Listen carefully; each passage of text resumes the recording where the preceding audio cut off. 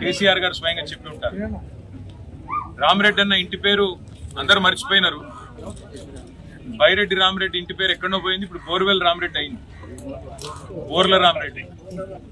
బోర్ల రామరెడ్డి గారు అనే పేరుతో మరి తెలంగాణ వ్యాప్తంగా అందరికీ తెలిసిన కేసీఆర్ గారి ద్వారా అందరికీ పరిచయమైన మా రామరెడ్డి అన్నను చూడడానికి, కలవడానికి, అదే మాదిరిగా మొన్న మధ్యన ఒక 20-25 రోజుల కిందట గన్నెపోయిన మల్లయ్య యాదవ్ గారు, నిజంగా ఆ వీడియో చూసిన తర్వాత మనసు ఉన్నవారు ఎవరైనా సరే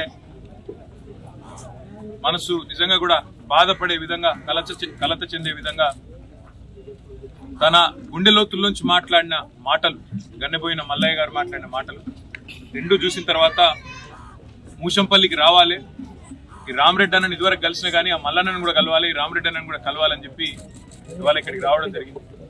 వచ్చిన తర్వాత మల్లన్నను కదిలిచ్చిన, రామరెడ్డి అన్నను మాట్లాడిచ్చిన, మధ్యలో కొంతమంది మహిళా సోదరిమణులు, ఆడబిడ్డలు వాళ్ళు కలిసిన అందరూ చెప్పిన మాట ఒకటే, అన్న గత 10 సంవత్సరాలు కేసీఆర్ అధికారంలో ఉన్నప్పుడు తెలంగాణ వచ్చిన తర్వాత ఎన్నడూ నీళ్లకు ఎన్నడూ ఇబ్బంది కాలేదు, కానీ ఈ సంవత్సరం ఈ ప్రభుత్వం వచ్చిన తర్వాత పంటలు ఎండిపోయి, ఈ ప్రభుత్వం వచ్చిన తర్వాత నీళ్ళిచ్చేది చాతగాక భూగర్భ జలాలు అడుగంటిపోయి చివరికి తాగునీరు కూడా లేని దుస్థితి వస్తా ఉన్నది అనే మాట వారు చెప్తా ఉన్నారు.